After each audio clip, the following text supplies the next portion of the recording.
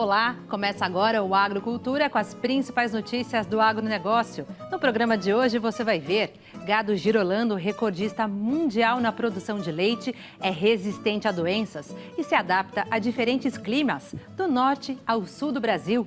Além da produção, é a questão da fertilidade, da longevidade e da capacidade de adaptação desses animais a diferentes tipos de clima e relevo. As pesquisas científicas e tecnológicas garantem alimentos de qualidade, do campo à mesa do consumidor. Então a gente tem ali a pesquisa que gera um produto, que é a cultivar comercial, que passa por essa etapa de produção em campo e depois passa por essa etapa de beneficiamento na nossa unidade de produção de sementes genéticas. E você vai ver também. O PIB da agropecuária teve alta de 0,4% no segundo trimestre deste ano. Entre os principais setores da economia, a agropecuária foi o único que apresentou crescimento no período. O ciclone que atingiu o sul do país causou ventos de mais de 70 km por hora no Rio Grande do Sul.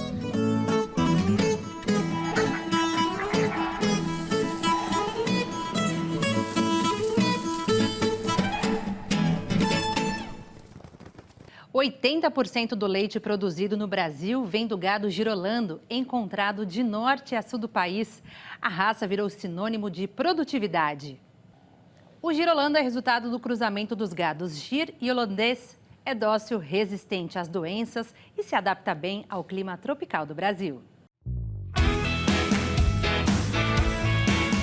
Um gado verde-amarelo, genuinamente brasileiro. Este é o Girolando. Existe uma história que por volta da década de 40 e 50, um touro gir invadiu uma pastagem onde existia vacas holandesas e cobriu esses animais. E com o passar do tempo, esses animais nasceram, os criadores observaram animais muito vigorosos, muito produtivos e passaram a utilizar os cruzamentos da raça gir com a raça holandesa. Daí em diante, a raça se espalhou pelo país e hoje é responsável por aproximadamente 80% do leite produzido no Brasil. Atualmente, uma vaca girolando produz cerca de 5.500 quilos de leite em uma duração média de 265 dias. E algumas características da raça que a gente pode preconizar aí, além da produção, é a questão da fertilidade, da longevidade e da capacidade de adaptação desses animais a diferentes tipos de clima e relevo. O que a gente chama isso hoje dentro da raça de versatilidade, uma raça muito versátil. Já são quase 2 milhões de animais em todo o território brasileiro. E inúmeros recordes de produção batidos. O último, ano passado, a vaca girolando Marília Five Teatro de Nailo derrubou o recorde mundial da pecuária leiteira, que já durava 39 anos, ao produzir, num único dia, mais de 127 quilos de leite em 3 ordenhas. É ou não é uma recordista? Esses resultados alcançados se devem ao trabalho da Associação da Raça Girolando. A associação oferece o serviço de registro genealógico da raça girolando, que é o principal serviço que ela disponibiliza hoje, porque ele consiste na coleta base das informações de pedigree que serão utilizadas no desenvolvimento e na realização de várias avaliações, como por exemplo as avaliações genéticas que são feitas nos animais jovens. O serviço de registro genealógico da raça girolando, ele está disponível para qualquer tipo de animal que se enquadre entre as composições raciais 1/4 de sangue holandês e 3/4 de sangue gir, até os animais 7/8 de sangue holandês mais 1/8 de sangue gir. Nós temos esse serviço hoje como o principal serviço que tem como principal papel coletar dados de pedigree e genealogia para que seja inserido na base de dados da associação. E esse serviço tem como princípio básico historiar todas as informações, desde a cobrição do animal até a sua fase adulta, passando inclusive pelas informações constantes do nascimento dos animais, como por exemplo a data de nascimento, qual é o pai, qual é a mãe, e além também da possibilidade de inserir as informações também de peso ao nascimento. Os criadores estão satisfeitos com os resultados obtidos. Desde que nós começamos a criar gado de leite, começamos a trabalhar com gado de leite, nós começamos com a Girolando. Eu queria trabalhar com gado de leite, mas também com valor agregado em termos de valorização dos animais. Então, trabalhar com a Girolando foi importante para poder ter esses animais registrados com um maior valor de mercado. Essa é a parte mais importante, onde a chancela da Girolando, junto principalmente com a Embrapa, dentro dos programas de melhoramento genético, trazem confiabilidade no nosso trabalho. Não só para mim, em termos de trabalho, mas para as pessoas que vêm aqui, nos visitam, adquirem animais e fazem um trabalho posterior. Também, através desse trabalho da Embrapa, junto com a Girolando, a gente tem um ganho genético mais alto e consegue evoluir no rebanho com uma progressão bem superior a outros trabalhos.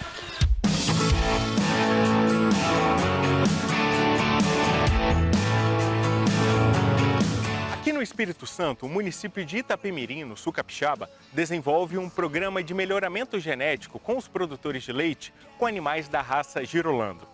Em 6 anos, a produção de leite do município saltou de 500 mil litros para 1.400.000 litros. E todo esse leite abastece principalmente as cooperativas da região. Nós estamos distribuindo 2 animais para cada produtor. São 330 produtores, são 660 animais. Seriam distribuídos para cada produtor 2 novilhas, já com um implante do embrião de fêmea. No caso aqui nós já estamos aqui mostrando uma das novilhas com a filha, que todas as novilhas seriam sexadas de fêmea. Aqui já tem um produto.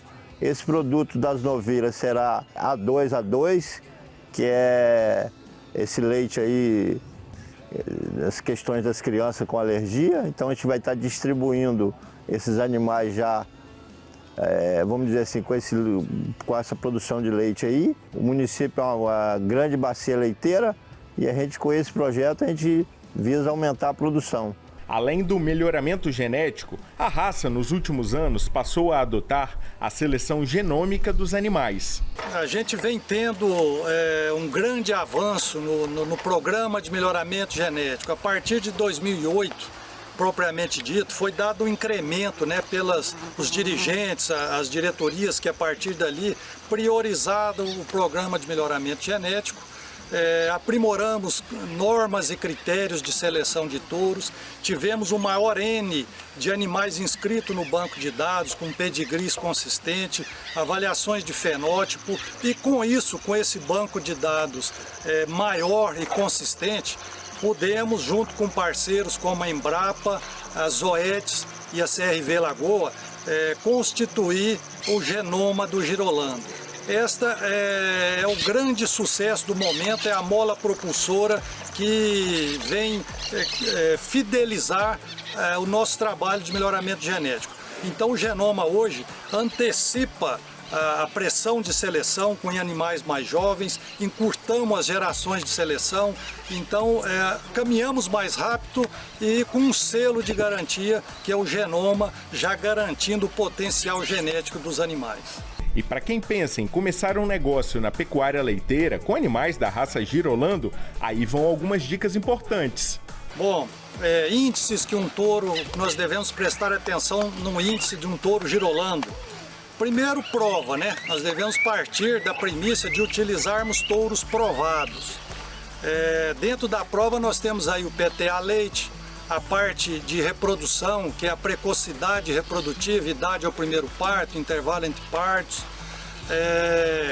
a beta-caseína, o A2A2, então, o momento dessa proteína de relevância na digestibilidade, na difusão do mercado, na promoção do mercado desse produto, dessa proteína do leite. Aliado a isso, pedigree do touro. No acasalarmos, nós temos que ver a questão de consanguinidade, saber acasalar, evitar consanguinidades. Devemos ver linear, o que nós tivermos de característica de linear, estrutura de touro, enfim, no programa de melhoramento genético para talvez já 2021, nós teremos aliados à prova de PTA e as que eu já disse aqui, qualidade do leite, mais umas 22 características de lineares, com correlações à longevidade, à eficiência produtiva, à reprodutiva. Então, enfim, temos que pegar dados oficiais, trabalhos, onde tem números e saber acasalar com a segunda parte, no caso com a fêmea, que realmente essas características venham a somar com a que ela apresenta.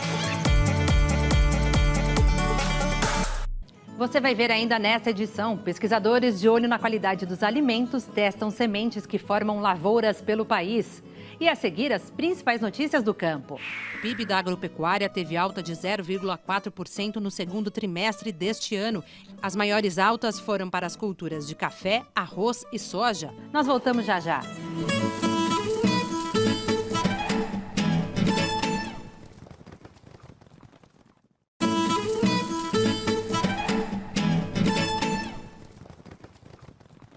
Confira agora as principais notícias do campo.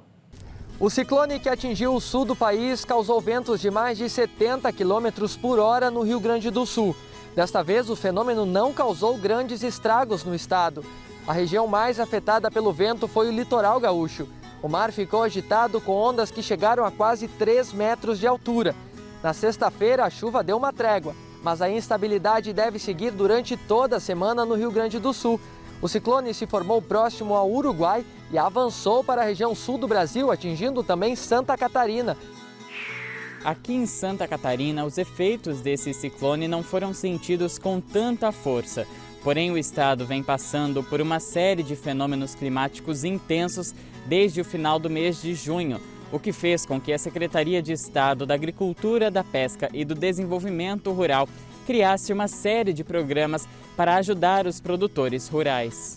Todos os projetos foram aprovados pelo Conselho Estadual de Desenvolvimento Rural.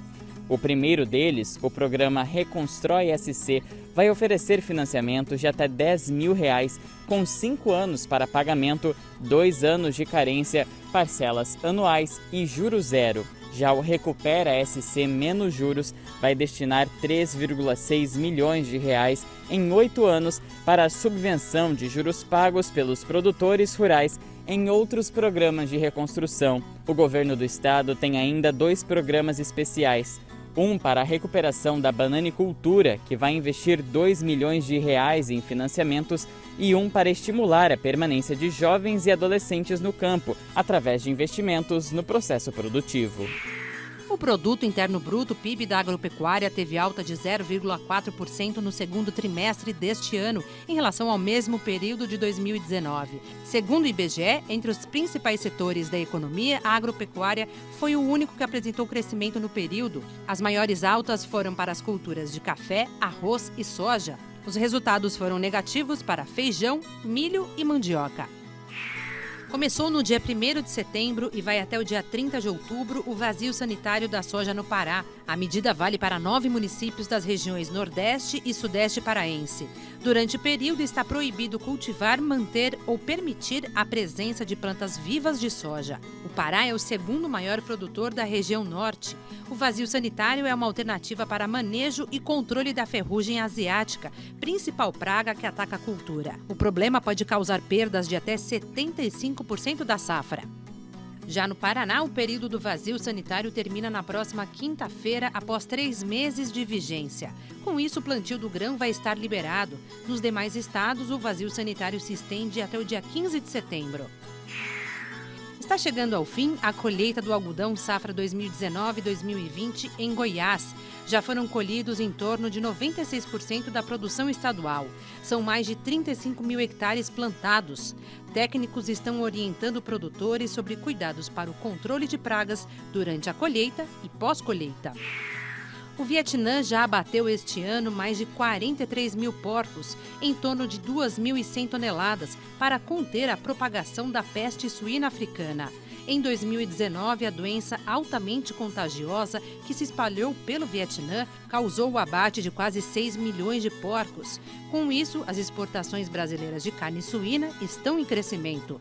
De acordo com o levantamento da Associação Brasileira de Proteína Animal, em julho, o aumento foi de 48% em relação ao mesmo mês de 2019, totalizando mais de 100 mil toneladas exportadas. A colheita do trigo está a todo vapor no Paraná. Os trabalhos devem seguir até dezembro. As primeiras lavouras colhidas não foram atingidas pela geada, mas as chuvas causaram danos na reta final. A preocupação agora é com as chuvas também na colheita, que podem comprometer a qualidade do trigo e causar prejuízos aos produtores. Diferente do método adotado pela Companhia Nacional de Abastecimento nos anos anteriores, desde 2001, agora a safra de café 2020 deve ser realizada em apenas 3 etapas de levantamento de dados sobre o desenvolvimento da cultura. A mudança é atribuída aos efeitos da pandemia do novo coronavírus. O cronograma de acompanhamento também foi alterado. A segunda etapa estava prevista para maio deste ano e acabou cancelada devido às restrições do isolamento social. O próximo anúncio de estimativa da safra, que deve ser o terceiro e último do ano, está previsto para 22 de setembro.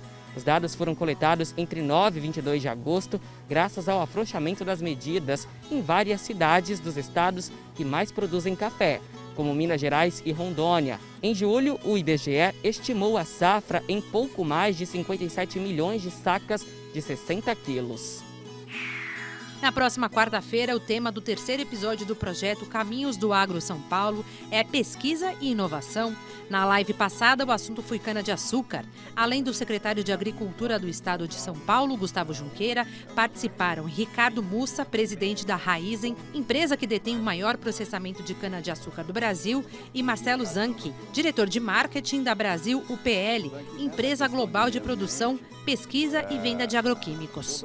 A produção paulista de cana-de-açúcar deve atingir mais de 438 milhões de toneladas, segundo o Instituto de Economia Agrícola.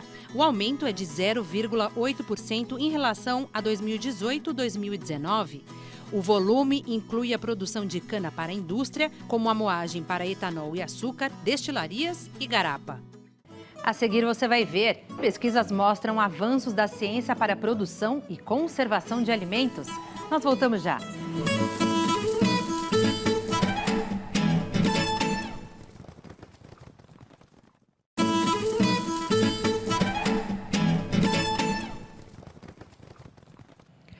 Pesquisadores investigam padrão dos alimentos para garantir saúde e bem-estar à população. Estudos científicos e tecnológicos cada vez mais avançados atestam a qualidade dos produtos.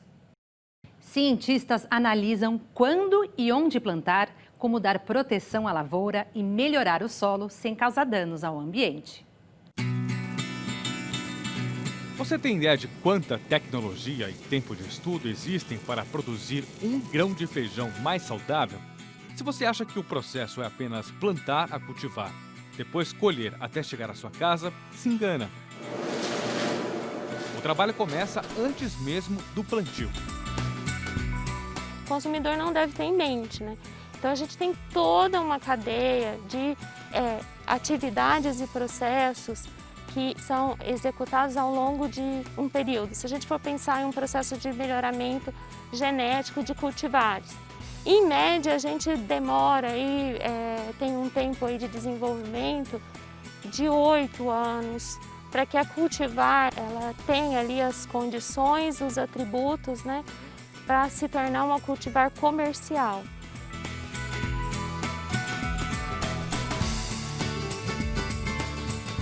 Todo esse tempo serve também para que o produtor tenha maior autonomia e produtividade no campo. E para garantir isso, os institutos de pesquisas espalhados pelo país contam com centenas de pesquisadores e técnicos envolvidos. No Instituto Agronômico em Campinas, interior de São Paulo, por exemplo, são realizados estudos voltados para a agricultura. Aqui surgem boa parte das sementes genéticas que formam os campos em diferentes estados brasileiros, como o próprio feijão, amendoim, milho, o sorgo. Essas sementes que saem daqui podem ser multiplicadas antes mesmo de chegar ao produtor. Então a gente tem ali a pesquisa, que gera um produto, que é a cultivar comercial, que passa por essa etapa de produção em campo e depois passa por essa etapa de beneficiamento na nossa unidade de produção de sementes genéticas. Tudo isso vai garantir para o produtor de sementes uma eficiência produtiva. E aí a gente considera o custo de produção também, né? Ele vai ter também eficiência econômica, porque se ele adquire aqui com a gente a nossa semente genética, com todo esse processo aí de garantia de qualidade, ele vai ter um produto superior para oferecer também para o próximo elo da cadeia. Uma planta com resistência genética não apenas diminui o tempo de custo na hora da produção, mas também torna a semente mais saudável. A ideia é que o consumidor final ele tenha um produto, né, com a melhor qualidade, com menor quantidade de resíduos, né, de fungicidas, enfim, insumos agrícolas, e isso torna o nosso agronegócio mais competitivo também. No estado de São Paulo existem 6 institutos de pesquisas. O coordenador da Agência Paulista de Tecnologia dos Agronegócios, responsável por todos eles, diz que o órgão tem grande importância na cadeia produtiva. Os institutos têm uma importância muito grande e essa importância remonta a 500 anos de trabalho e contribuição para tornar a agricultura brasileira a melhor agricultura e mais eficiente agricultura tropical do planeta. Você tem uma ideia disso. Então, toda essa tecnologia gerada, todo esse conhecimento produzido, ele tem sido utilizado junto aos produtores, a cadeia produtiva de forma geral. A pesquisa brasileira é reconhecida mundialmente, né, com alto grau de tecnologia, seja na agricultura, seja na pecuária, seja na questão mais voltada à tecnologia industrial. O Brasil tem nos institutos um apoio muito grande e uma referência mundial. Mas e depois que o alimento é produzido? Até chegar às prateleiras, também existe um processo de produção tecnológico. A segurança dos alimentos é totalmente dependente da qualidade da embalagem, que vai acondicioná-la. Para isso, o Instituto de Tecnologia de Alimentos, também em Campinas, realiza pesquisas para a produção de embalagens. Atualmente não há obrigatoriedade de registro de embalagem. Por bastante tempo houve, depois o registro foi dispensado. Mas toda embalagem que entra em contato com alimentos deve atender aos requisitos estabelecidos pela Anvisa e estão sujeitos à fiscalização. Então, os produtores de alimentos têm que ter na sua indústria toda a documentação demonstrando que as embalagens que estão sendo utilizadas estão de acordo com os requisitos estabelecidos. Se a embalagem é de plástico, por exemplo, no laboratório de cromatografia são medidos os componentes químicos. O mesmo acontece se houver algum tipo de coloração na embalagem. Tudo para evitar que haja contaminação. E até mesmo são testadas novas embalagens em mesa de corte a laser. A logística também pode afetar a qualidade dos produtos. Esta máquina simula o balanço que o caminhão faz na estrada. Todos os impactos que uma carga sofre durante o transporte são simulados aqui. Em um trajeto entre São Paulo e Recife, por exemplo, que dura 3 dias, a máquina consegue entregar os resultados em até 6 horas.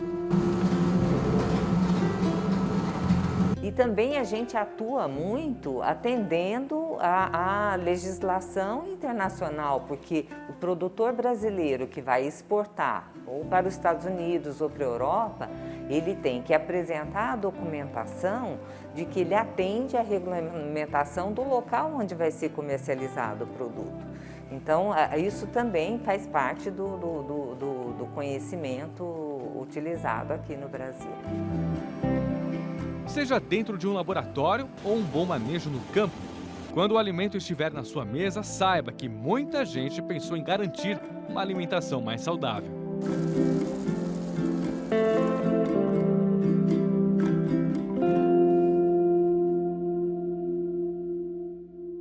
O programa Agricultura de hoje termina aqui. Até a próxima semana.